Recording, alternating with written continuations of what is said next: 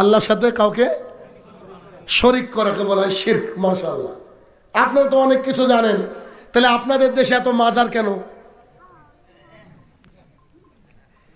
যেহেতু জানেন যে আল্লাহর সাথে শরীক করার নাম হচ্ছে শিরক, তাহলে এত মাজার তো হওয়ার কথা ছিল না। যেমন জ্ঞানী মানুষ সিগারেট খায় না, কেননা সিগারেটের গায়ে লেখা থাকে টোবাকো কজেস ক্যান্সার, এটা খেলে তোর ক্যান্সার হবে, মরবি। তো এটা যদি কোনো মানুষ খায় তাহলে বুঝে নিতে হবে ও স্কুলে গিয়েছে, কলেজে গিয়েছে, আদৌ শিক্ষিত না। বুঝছেন? তাহলে শিরক আমাদেরকে ভালোভাবে বুঝতে হবে। আপনার এখানে পাটের আবাদ হয়? পাট হয়। আবাদ কিসের বেশি হয় বলেন তো? ধানের। তো আপনি 100 কুইন্টাল ধান বিক্রি করেছেন, কোনোদিন স্কুলে যাননি, আপনাকে টাকা দেওয়া হয়েছে 50,000। এই 50,000 টাকা একটা একটা করে বেছে বেছে গুনে গুনে দেখবেন, দেখবেন না? যে কিনেছে সে যদি বলে না 50,000ই আছে, তারপর একবার গুনবেন। ছেলে আসলে বলবে বাবা বেটা টাকাটা একটু টেনে দেখতো ঠিক আছে কিনা। তারপরে আবার বলবেন বেটা এই নকল টকল নাই তো, জাল তাল নাই তো।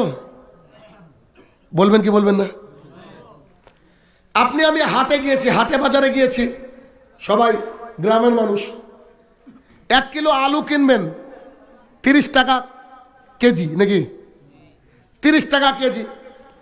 তো 1 কেজি আলু কিনবেন, আলুগুলাকে বাছছেন, বেছে বেছে দেখবেন ওর দোকানে একটা ঝুড়ি থাকে, থাকে না? তো ঝুড়িটাকে নিয়ে আলুগুলাকে বেছে বেছে তুলছেন, খেয়াল করেন, এই যে তুলছেন। তোলার পরে এবার ওনাকে দিলেন দাড়িতে, নেন মাপেন তো। তো উনি যখন দাড়িতে তুলেছে 2টো আলু কম পড়েছে, এমন হয় না?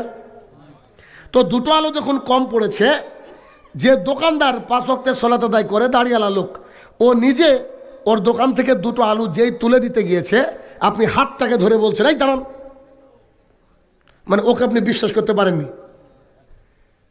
1 কেজি আলু যদি 20টা হয়, 18টা আপনি তুলে দিয়েছেন, আর আপনি এটুকু ভাবছেন ও যে 2টো দেবে ওই 2টোই পচা, গ্যারান্টি। বাস্তবতা বলছি। 30 টাকা কেজি আলু কিনতে গিয়ে আমরা যেভাবে যাচাই বাছাই করি, জান্নাতে যাওয়ার যে রাস্তা, সহিহ সুন্নাহ, কোরআনুল কারীম, ইসলাম, এই ইসলামকে আমরা অত যাচাই বাছাই করে গ্রহণ করি না। হুজুর বলে দিয়েছে মানে ওটাই ফাইনাল, কিন্তু আমরা এগুলোকে যাচাই বাছাই করি না। অতএব ধর্ম নিতে হলে যাচাই বাছাই করে নিতে হবে।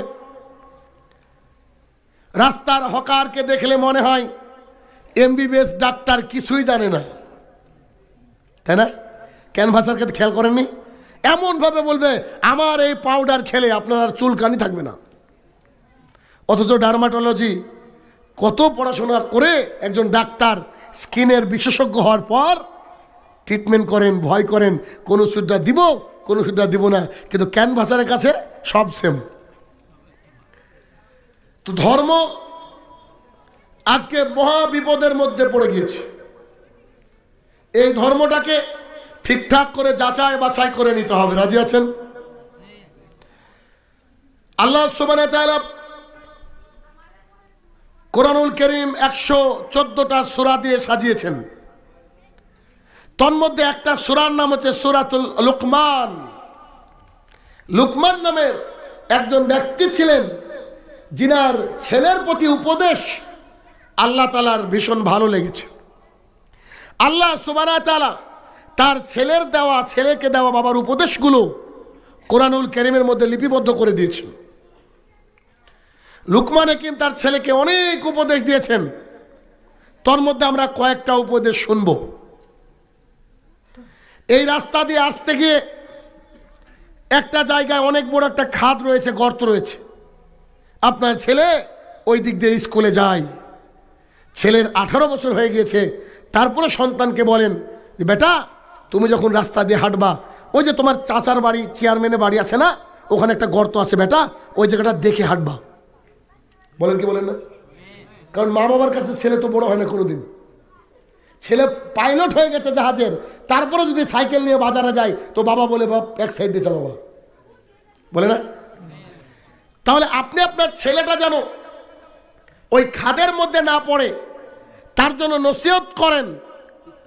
তাহলে আপনার এই যে ইসলাম, এই ইসলামের বিষয়টা যেখানে খানাখন্দক রয়েছে, খাদ রয়েছে, সেই বিষয়টা কি মানুষকে, আপনার ছেলেকে জানাবেন না? জানানো দরকার। লুকমান হাকিম তার ছেলেকে বলছে, ইয়া বুনাইয়া, ও আমার কলিজার টুকরা। ছেলের নাম রেখেছেন আব্দুল্লাহ, ছেলের নাম রেখেছেন আব্দুর রহমান, ছেলের নাম আরো কত কিছু রেখেছেন। রাখার পর এখন ছেলেকে ডাকছেন আব্দুল্লাহ, ছেলে শুনে না। আবার আব্দুল্লাহ, না ছেলে শুনেই না। আবার আব্দুল্লাহ, এরপরে কি বেরোবে আপনার মুখ দিয়ে? বুঝতে পারছেন কি বেরোবে? খারাপ ভাষায় ছেলেকে সম্বোধন করে, তাই না? তো দেখা যাবে নাম আব্দুল্লাহ হলে আব্দুল্লাহর সাথে হর্ষই যোগ করে দেবেন, নাহলে দীর্ঘইকার যোগ করে দেবেন, নাহলে আরো নাম রেখেছেন কুদ্দুস, বলবেন ওই কুদ্দুসি, বলে না? তো এইরকম ভাবে আমরা আমাদের সন্তানদেরকে ডাকি। লুকমান হাকিম তার ছেলেকে বলছে, ইয়া বুনাইয়া, ও আমার কলিজার টুকরা, আমার আব্বাজান, তোমাকে কিছু কথা বলি, শোনো বেটা। বলেন। লা তুশরিক বিল্লাহ, আল্লাহর সাথে শিরক করো না। ইন্না শিরকা লা যুলমুন আযীম, শিরক হচ্ছে সবচেয়ে বড় পাপ।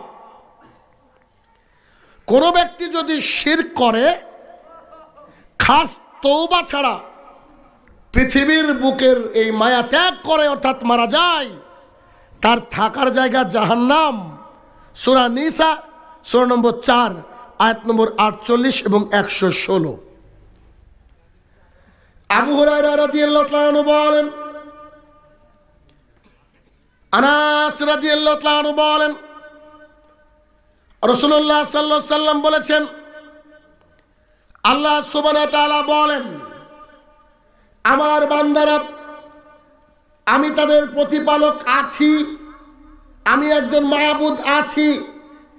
এটাকে ভাবার পর সে যদি পাপ করতেই থাকে, ক্ষমা চাইতেই থাকে, পাপ করতেই থাকে, ক্ষমা চাইতে থাকে, আমি আল্লাহ তাআলা তার সব পাপকে ক্ষমা করে দেব। পাপের ক্ষমার ব্যাপারে আমি আল্লাহ কারোর উপরে ডিপেন্ড করি না। সুবহানাল্লাহ। আপনি নিজে বলবেন, আমি কেন বলবো? এটা আপনার দায়িত্ব।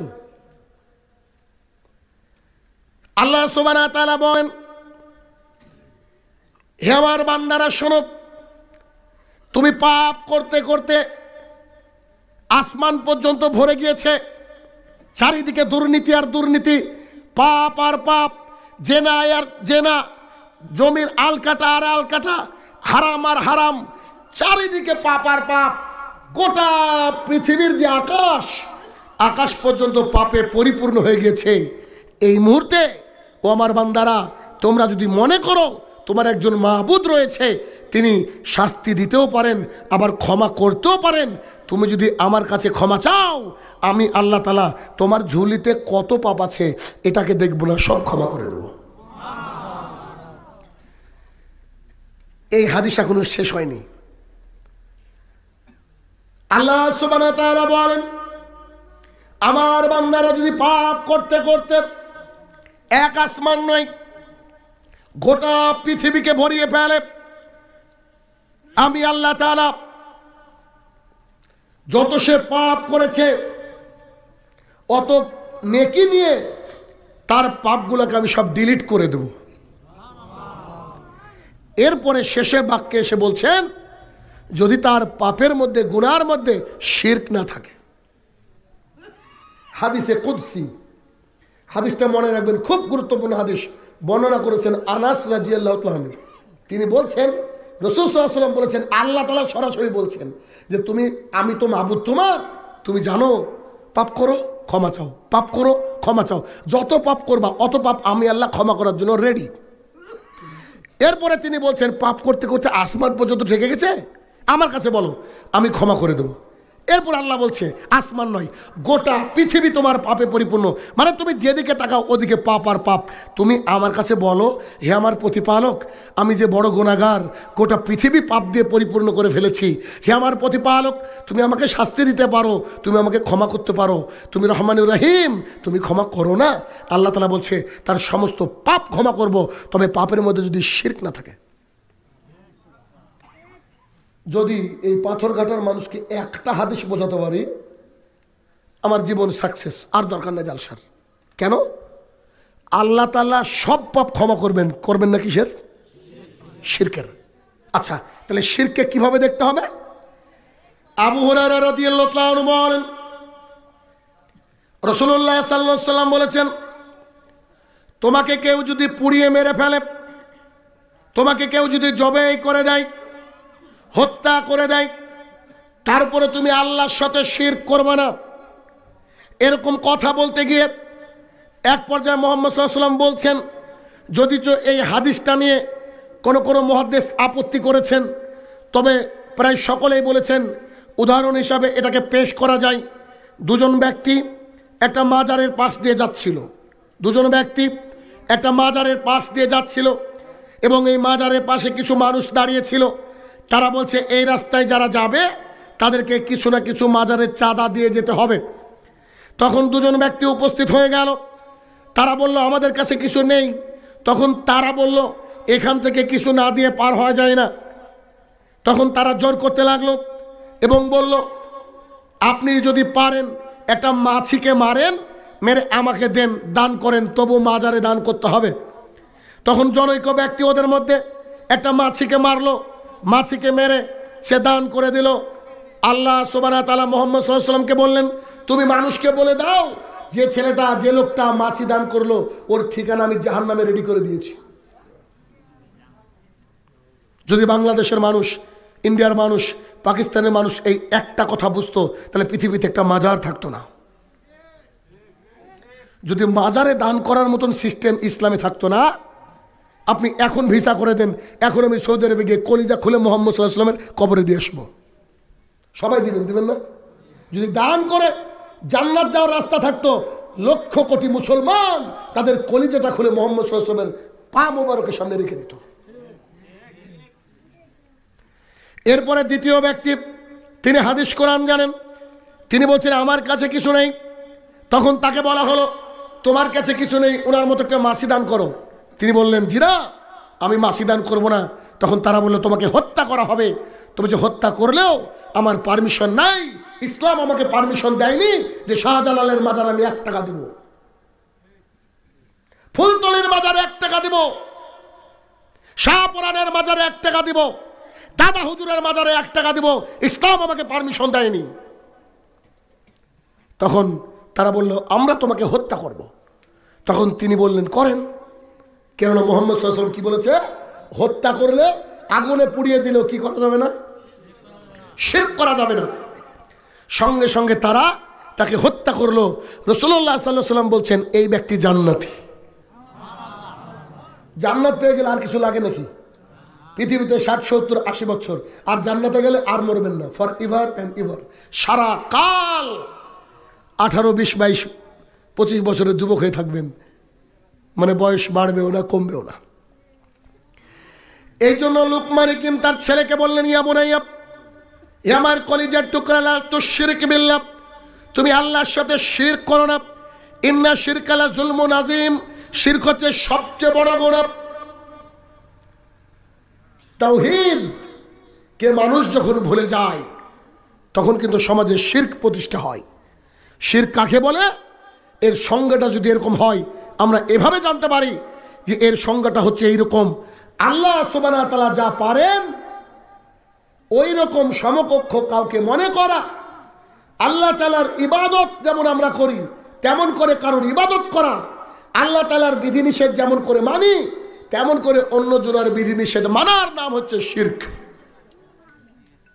এর নাম হচ্ছে শিরক। শিরক বিভিন্ন প্রকারের হয়ে থাকে। কথায় শিরক হয়ে থাকে, কর্মে শিরক হয়ে থাকে, ইবাদতে শিরক হয়ে থাকে। আপনাকে একটু দেখাই, আপনি খেয়াল করে দেখেন, আপনার মেয়েটাকে হসপিটালে ভর্তি করেছেন, মেয়েটার ক্যান্সার হয়েছে। ইন্ডিয়ার মাদ্রাজ থেকে একটা ডাক্তার এসেছে, আসার পর আপনার মেয়েকে অপারেশন করেছে। 1 মাসের মধ্যে আপনার মেয়ে ফুল সুস্থ হয়ে গেছে। আপনি চায়ের দোকানে বসে চা খাচ্ছেন আর জনগণকে বলছেন, জানেন ইন্ডিয়া থেকে একটা ডাক্তার এসে ট্রিটমেন্ট করেছিল, সেই ডাক্তার আমার মেয়েকে বাঁচিয়ে দিয়েছে। ডাক্তার বাঁচাতে পারে? ডাক্তার যদি বাঁচাতেই পারতো তো ও তো মরতই না। তো এটা হচ্ছে কথায় শিরক। আমরা খুব দ্রুত গতিতে যাচ্ছিলাম, একেবারে ঠিক জায়গায় ড্রাইভারটা ব্রেক মেরেছে, অতএব আমরা বেঁচে গেলাম। তিনি ব্রেকটা না মারলে আমরা মরে যেতাম। শিরক। আমরা সকালবেলায় উঠলাম, পশ্চিম দিকে তাকিয়ে দেখলাম 3টে তারা পরপর সাজানো। আমরা নিশ্চিত আজকে বৃষ্টি হবে। শিরক। তারার ক্ষমতা আছে বৃষ্টি দেওয়ার? তাহলে এটা হচ্ছে শিরক। 2, ইবাদতে শিরক। রাসূলুল্লাহ সাল্লাল্লাহু আলাইহি ওয়াসাল্লাম বলছেন, মান সাল্লা ইউরাই ফাকাদ আশরাকা। কোন ব্যক্তি সালাত আদায় করলো কাউকে দেখানোর জন্য, এই ব্যক্তি শিরক করলো। খুব ভয়ঙ্কর কথা। মুসনাদ আহমদের হাদিস, অতীব ভয়ঙ্কর। আমরা বুঝতে পারি না। আল্লাহকে না দেখে অন্য কাউকে দেখানো ইবাদতের ক্ষেত্রে এটা শিরক হয়। তার বাস্তব জ্বলন্ত প্রমাণ আপনার এলাকায় শুকুর আলীরা। বুঝতে পারেননি? যারা শুধুমাত্র জুমার দিনের সালাত আদায় করে, এরা মুসল্লি নয়, এরা মুসলমানও নয়, এরা হচ্ছে শিরককারী। কাকে দেখানোর জন্য সালাত আদায় করে? ওকে জিজ্ঞাসা করেন, ও বলবে একদিন না গেলে কি মানুষ মুসলমান মনে করবে নাকি? শিরক। অমান সামা ইউরাই ফাকাদ আশরাকা। কোনো ব্যক্তি সিয়াম পালন করলো, রোজা রাখলো মানুষকে দেখানোর জন্য। এবার আপনার প্রশ্ন, জি শাহিনুর রহমান সাহেব, রোজা মানে সেই ফজরের আগে ভাত খেয়ে সন্ধ্যাবেলায় ইফতার করা। আমি 18 ঘন্টা না খেয়ে থাকলাম আর আপনি বলছেন আমি লোককে দেখালাম? মানে নামাজ না হয় হতে পারে, আমি 5G গতিতে সালাত আদায় করছিলাম, পেছন থেকে একটা কেউ যেন আসলো মনে হলো, এবার আমার সালাতের গতিটাকে 2G করে দিলাম। হয়তো হয় না? খুব দ্রুত সালাত আদায় করছিলাম, মনে হলো পেছনে কি একটা আসে, ইমাম মনে হয়। সঙ্গে সঙ্গে কত সুন্দর রুকু, কত সুন্দর সেজদা। সালাত শেষ করে দেখছি যে কুকুর বসে মসজিদের বারান্দায়, কেউই আসেনি। একটা কুকুর আশঙ্কা করেছেন কেউ বোধহয়, তাই বলে আপনি আপনার সালাতটাকে কি করেছেন? দ্রুত থেকে আস্তে করেছেন। একটা কুকুরকে ভয় করেছেন, আল্লাহ তাআলাকে ভয় করেননি। এটা হচ্ছে শিরক। নামাজে না হয় এদিক ওদিক করা যায়, রোজাতে কি করে করা যায় জনাব? জি, রোজাতেও করা যায়। দেখবেন যে লোক সারা জীবন নামাজ পড়ে না, রমজান মাসে আবার ইবাদতের গতি আলাদা হয়ে যায়। এমন ইবাদতের গতি, প্রথম প্রথম তো একটা খেজুর খেয়ে মসজিদে গিয়ে এমনভাবে যায় মনে হয় যে ইমাম সাহেব কে দরকার নাই, মসজিদে ওই নামাজ পড়াবে। সুন্দর একটা টুপি পরেছে, ঝকঝকে পাঞ্জাবি পরে একেবারে সে 8 ঘন্টা আগে থেকে দাঁতন করছিল, মানে রোজা আছে আর কি। এরকম লোক আছে না নেই? আমি দেখাচ্ছি কি করে শিরক। সেই লোক মাগরিবের সালাত আদায় করেছে অনেকদিন পর, সালাত আদায় করার পরে দাঁড়িয়ে গিয়েছে, দিয়ে বলছে আসসালামু আলাইকুম, আগামীকালকে আমার বাড়িতে ইফতার মাহফিল পার্টি, আমার অনুরোধ আপনারা সবাই আমার বাড়িতে গিয়ে একটু 4টে ডাল ভাত খেয়ে আসবেন। এই পার্টি হয় না? হয় না? হয়। এবার দেখেন ব্যাকগ্রাউন্ডের সিন তো জানেন না, সরাসরি সিনেমা দেখলেন তো, এবার ব্যাকগ্রাউন্ডের সিনে আসে, আপনি বুঝতে পারবেন শিরক কি করে হয়। রাত্রিবেলা তখন 10টা বাজে, 10টার সময় ওই লোক যে নেমন্তন্ন করে রেখেছে সে এসে বলছে, ও আমিনার আম্মু, জি বলো। বলছে আজকে একটু ডাকো গো, ভাত খেতে হবে। তো কেউ চিনুক আর না চিনুক, আমিনার আম্মু তো চিনে, ও কি জিনিস। বলছে আরে তোমার সকাল হয় বেলা 9টায় আর তুমি নাকি 3:30তে উঠবা বলছো, এটা কেমন করে হয়? তুমি কি পাগল হয়ে গেলে নাকি, না হঠাৎ ইমানদার ঘটনা কি? তখন সে তার বউকে বলছে আরে পাগলি, কালকে আমাদের বাড়িতে ইফতার মাহফিল পার্টি, কালকে যদি আমি রোজা না থাকি লোকে কি বলবে? এই সিয়াম কার জন্য? গ্রামের লোকের জন্য। রাসূলুল্লাহ সাল্লাল্লাহু আলাইহি ওয়াসাল্লাম বলছেন মান সামা ইউরাই ফাকাদ আশরাকা, কোন ব্যক্তি কাউকে দেখানোর জন্য সিয়াম পালন করলো, এই ব্যক্তি শিরক করলো। আমি হাদিসের অনুবাদ করছি। এরপরে রাসূলুল্লাহ সাল্লাল্লাহু আলাইহি ওয়াসাল্লাম বললেন ওমান তাসাদদাকা ইউরাই ফাকাদ আশরাকা, কোন ব্যক্তি দান করলো শুধুমাত্র মানুষকে দেখানোর জন্য, মানুষকে শোনানোর জন্য, যার নামটা বাদ পড়ে গেল সে ভাবছে কি ব্যাপার, সবারই নামটা বললো, আমার নামটা কেন বললো না, এই কথা মাথায় আসলেই সে ব্যক্তি শিরক করলো। মসজিদ কার ঘর? আল্লাহ। টাকা দেওয়ার মালিক কে? নাকি আপনি নিজে কষ্ট করে ইনকাম করেছেন? যদি কষ্ট করে ইনকাম করে কোটিপতি হওয়া যেত, গার্মেন্টসে যারা কাজ করে তারা পৃথিবীর সবচেয়ে বেশি কোটিপতি হতো। খাটলেই যে টাকা পাবেন এটা কে বললো?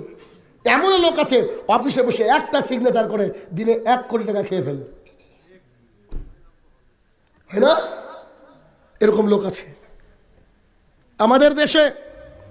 ভারত নির্মল অভিযান চলছে, প্রত্যেকের বাড়িতে পায়খানা বাথরুম থাকবে। তো সরকার থেকে করেছে কি, যারা গরিব মানুষ পায়খানা বাথরুম দিয়েছে। কলকাতা থেকে অফিসার রেখেছে গ্রামে, কার কার বাড়িতে নাই। তারপরে তো পাবলিক থাকে শয়তান, খোঁজ নিচ্ছে, সবারই বাড়িতে গিয়েছে। এক বাড়িতে এসে দেখছে না বাথরুম নাই। অবাক হয়ে অফিসার বলছে ঘটনা কি, বাথরুম কোথায়? তো বলছে পায়খানা চেয়ারম্যানে খেয়ে নিয়েছে। কথা বোঝেননি? যদি আমাদের দেশে মেম্বার বলে বুঝবেন না বোধহয় চেয়ারম্যান বললাম, তো যে পায়খানা চেয়ারম্যান খেয়ে নিয়েছে, কথাটা কত সুন্দর না? জি, এরা পায়খানাও খায়। সরকার থেকে যদি 100টা টাকা পাঠানো হয়, জনগণের অবধি আসতে 2 টাকা পৌঁছায়। 98টা টাকা তারা রাস্তায় আত্মসাৎ করে নেয়। রাসূলুল্লাহ সাল্লাল্লাহু আলাইহি ওয়াসাল্লাম একটা পর্যায়ে বলছে কিয়ামতের মাঠে যারা জাহান্নামের খড়ি হবে, যেসব মানুষ, তাদের বসার জায়গা হবে 450 কিলোমিটার। এই কাঁধ থেকে এই কাঁধের দূরত্ব হবে 3 দিনের ঘোড়ায় চলা পথ। একটা দাঁত হবে উরু, মানে আপনার উহুদ পাহাড়ের সমান, উরু হবে বাইজা পাহাড়ের সমান, আর দেহের চামড়া হবে 42 গজ। আমি ভাবলাম আল্লাহ তাআলা কেন এত বড় করলেন সাইজ মানুষের? আল্লাহ তাআলার টেকনোলজি উন্নত, তিনি 1 সেকেন্ডে 1 কোটি বছরের সাজা দিতে পারেন কি পারেন না? আল্লাহ এত বড় কেন করলেন? তখন নিজে নিজে গবেষণা করে দেখলাম রাসূল সাল্লাল্লাহু আলাইহি ওয়াসাল্লাম বলছেন কিয়ামতের মাঠে যে যা চুরি করেছে সব তার কাঁধের উপরে তুলে দেওয়া হবে। তো এখন যারা নেতা গোছের মানুষরা তো প্রচুর চুরি করেছে, যারা গরু গোস্ত বিক্রি করে দাড়িতে চুরি করেছে একটু, যারা চাউল বিক্রি করে 100 টাকা চুরি করেছে, এই সব চুরির মালগুলা যখন তুলবে কাঁধ তো বড়ই লাগবে, তো সব জিনিস তুলে দেওয়া হবে। এবার আল্লাহ তাআলা প্রত্যেকটা জিনিসের মুখ তৈরি করে দেবেন কিয়ামতের মাঠে। পলিথিন এসেছিল সরকার থেকে, আমফানে ঝনে বাড়ি উড়ে গিয়েছে, পলিথিনও খেয়েছে। চাউল এসেছিল, গমের বীজ এসেছিল, ছাগল এসেছিল, মুরগি এসেছিল, সব খেয়েছে। তো সব ওই কিয়ামতের মাঠে তুলে দেওয়া হবে, আর সবাই নিজের নিজের চিৎকার করতে থাকবে, নে সহ্য করে বার, খেয়েছিস না? বাথরুমও তুলে দেওয়া হবে, সব কাঁধের উপরে থাকবে। বুঝছেন? তাহলে কাউকে দেখানোর জন্য কোনো ব্যক্তি যদি দান করে, সে ব্যক্তি শিরক করলো। খাস তো বাছাড়া মারা গেলে থাকার জায়গা জাহান্নাম। তাহলে শিরক, ইবাদতে শিরক। কেউ যদি কোনো মাজারের সামনে গিয়ে গরু ছাগল জবাই করে, এটা হচ্ছে শিরক। কেউ যদি সন্তান চায় মাজারের কাছে গিয়ে, চায় কি চায় না? এদেশের হাজারো গাড়িতে লেখা রয়েছে দাতা বাবা, ওর বাপ দিয়েছে গাড়ি, আছে না? দাতা বাবা, শাহ ফতে আলী, কতজন আসলে এরা ওখানে গিয়ে চেয়েছে, আল্লাহ তাআলাই দিয়েছে, ওরা মনে করেছে আমার বাবা দিয়েছে। পীরদের যদি ক্ষমতা থাকতো, যারা শুয়ে আছে ওখানে তাদের যদি ক্ষমতা থাকতো, তাহলে শাহজালাল সিলেটি রহমতুল্লাহ আলাইহির মাজারের আশপাশে এত ভিখারি থাকতো না। ক্ষমতা থাকলে তাদেরকে আগে কোটিপতি করে দিতেন। বুঝলেন কথা? তো মানুষ ধান্দাবাজ। আমি আপনাকে দেখাই। আচ্ছা বলেন তো, একটা লোকের নাম হচ্ছে চণ্ডীদাস, ইনি মারা গেলে কোথায় যাবেন? একেবারে কনফার্ম। আচ্ছা এবার আপনাকে আমি দেখাই, একটু খুব ভালো করে বুঝবেন। এই লোকটার নাম চণ্ডীদাস, আর এর নাম হচ্ছে আব্দুর রহমান। মুসলমান, সনাতন ধর্মের লোক, জান্নাতি জাহান্নামী। খুব বিবেক দিয়ে আমার কথাকে বোঝার চেষ্টা করবেন। আব্দুর রহমান গিয়েছে মাজারে, আর এই চণ্ডীদাস গিয়েছে আপনার দরগায়। আমাদের মাজার তাদের দরগা, শুধু নাম আলাদা, সুদ আর ইন্টারেস্ট, ঠিক না? এই লোক গিয়ে যার কাছে জিনিস চাইছে সেই লোকটা শুয়ে আছে মাজারে। এই লোক গিয়ে যার কাছে জিনিস চাইছে সে দাঁড়িয়ে আছে। শুধু শুয়ে থাকা দাঁড়িয়ে থাকা তফাৎ। আব্দুর রহমান গিয়ে তাকে একটা পানি দেওয়া হচ্ছে, এই পানিটা পান করে মাথায় দেন, এটাকে বলা হচ্ছে জমজমের চেয়ে পবিত্র। এই লোক যখন তার দরগায় গিয়েছে, তাকে একটু পানি দেওয়া হয়েছে, পান করে মাথায় দেন, গঙ্গা জলের চেয়ে পবিত্র। পানি, জমজম আর গঙ্গা জল, একজন শুয়ে একজন দাঁড়িয়ে। এরপরে যখন ওখানে গিয়ে দেখছে একটা গান বাজছে, গান, এটা হচ্ছে কাওয়ালি। কাওয়ালি, ওখানে একটা গান বাজছে, ওটা হচ্ছে ভজন। কাওয়ালি অ্যান্ড ভজন, শুধু নাম আলাদা, সুদার ইন্টারেস্ট। এরপরে ওকে যখন খাবার দিচ্ছে, একটু খিচুড়ি খাও, এটা কি তাবাররুক? তার ওখান থেকে দেওয়া হচ্ছে, এটা কি প্রসাদ? বোথ আর হসপস, দুটোই খিচুড়ি, শুধু আমাদের দরগায় তাই তাবাররুক, হিন্দুদের দরগায় তাই প্রসাদ। তাহলে একজন দাঁড়িয়ে আছে, একজন শুয়ে আছে, একজন পানি দিচ্ছে, ওর কাছে গঙ্গা জল, এর কাছে জমজম। এবার দেখেন, আব্দুর রহমান মুসলমান হওয়ার জন্য কালেমা পড়েছে। সে কি বলেছে? লা ইলাহা ইল্লাল্লাহ, আল্লাহ ছাড়া অন্য কোনো মাবুদ নেই, হক কোনো মাবুদ নেই, আল্লাহ হচ্ছে এক। চণ্ডীদাস বলেছে একাম ব্রহ্মাম দ্বিতীয়তা নাস্তে নাস্তে নেই কিঞ্চন, ভগবান একজন, একজন দ্বিতীয় নাই। এবার বলেন কে জান্নাতে যাবে? কথা বুঝছেন আমার? ও গিয়েছে ওর পীর, এ গিয়েছে ঠাকুর, এ গিয়েছে এর মাজার, এটা হচ্ছে দরগা। এর বাবা শুয়ে আছে, এর বাবা এখনো শয়নি, দাঁড়িয়ে আছে। এর ওখানে মানে আপনার পানি দিয়েছে জমজমের চেয়ে পবিত্র, বলছে গঙ্গা জলের চেয়ে পবিত্র। এখানে গিয়ে বাজছে কাওয়ালি, এখানে ভজন। আশ্চর্য কথা, দুজনেই চাইছে।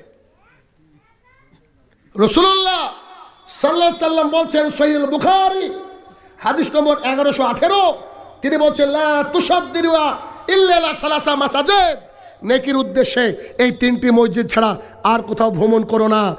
এক, বাইতুল আকসা; দুই, মসজিদুল হারাম; তিন, মসজিদুল আনায়ানি নবমী, আমার মসজিদ নবমী। আপনি টঙ্গীর মাঠে গিয়ে সালাত আদায় করলেন মানে? দেখেছেন পৃথিবীর ইতিহাসে সবচেয়ে ন্যাক্কারজনক কাজ ঘটেছে এই টঙ্গীর মাছের হুজুর। খেয়াল করে দেখেছেন কিনা? যেমন করে কাবার পাশ ঘিরে চারিদিক দিয়ে সালাত আদায় করে, তারা ওইভাবে সালাত আদায় করেছে আজ, গতকালকে, কতদিন।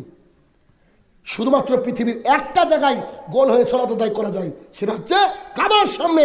নইলে প্রত্যেকটা মুসলমান আমাদের কাবা পশ্চিম দিকে, সবাইকে এই লেভেলে দাঁড়াতে হবে।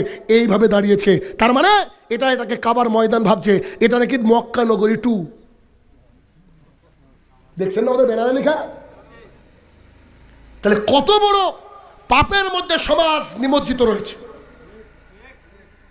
তাহলে বুঝলেন কি, চণ্ডীদাসের আল্লাহ একটা, আব্দুর রহমানের আল্লাহ এক। শুধু ও বলে ভগবান, আমি বলি আল্লাহ, এতেই তফাৎ। তার মানে যে দুজনের কথা বললাম, দুজনেই জাহান্নামী।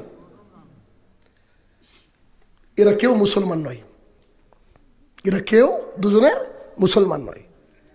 মুসলমান তো হচ্ছে সেই a person who submit his all will to the Almighty, আল্লাহ সুবহানাহু ওয়া তাআলা। একজন মানুষ যে তার নিজের ইচ্ছা খোয়াইশ আল্লাহর দরবারে সঁপে দিয়েছে, সেই হচ্ছে মুসলমান। তার মানে একজন মুসলমান ফজরের সময় ঘুমিয়ে থাকতে পারে না।